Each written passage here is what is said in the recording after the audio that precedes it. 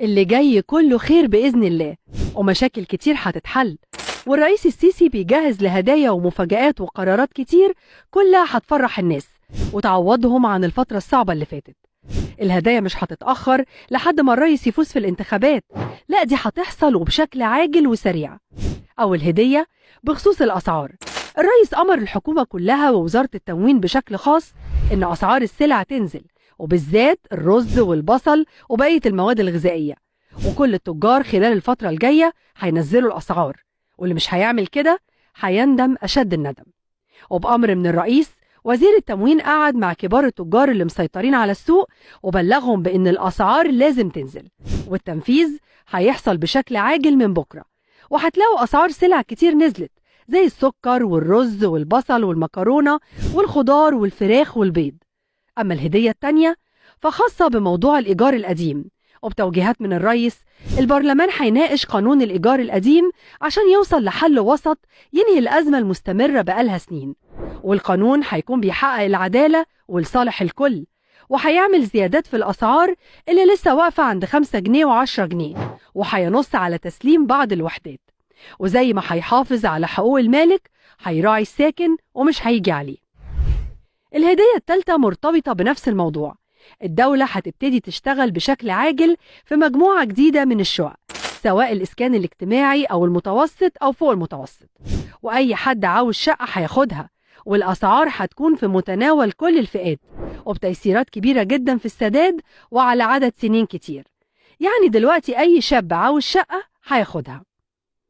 الهدية الرابعة اللي مجهزها الرئيس هتكون تخفيض أسعار السيارات، والكلام ده هيحصل بداية من شهر يناير الجاي مع انضمام مصر لتجمع البريكس مع الصين وروسيا والهند والبرازيل، وبإذن الله هيبتدي تصنيع محلي للسيارات بالتعاون مع روسيا، غير إننا هنستورد عربيات بأسعار أقل وبالتالي سعرها هيقل في السوق.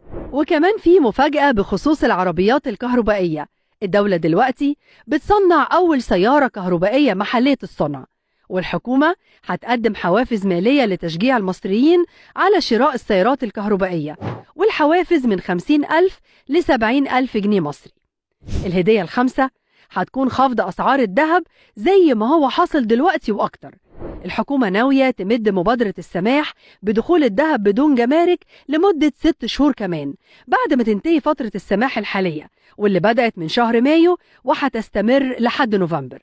والمبادرة ساهمت في خفض سعر الذهب بدرجة كبيرة، والأكيد إن مع زيادة الذهب اللي جاي من بره مصر الأسعار هتقل أكتر وأكتر.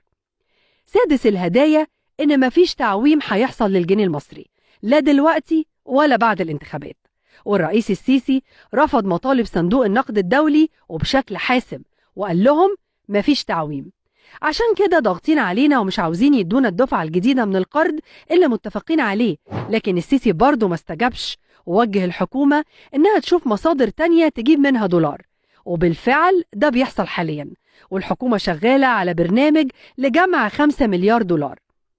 الهدية السابعة إن الرئيس أمر الحكومة ما تاخدش أي قروض تاني، ولو مضطرين يبقى بشروط ميسرة والهدف تنموي كبير.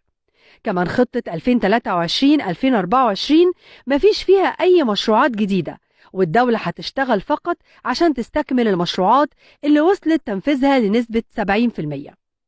يا رب دايما يحمي بلدنا.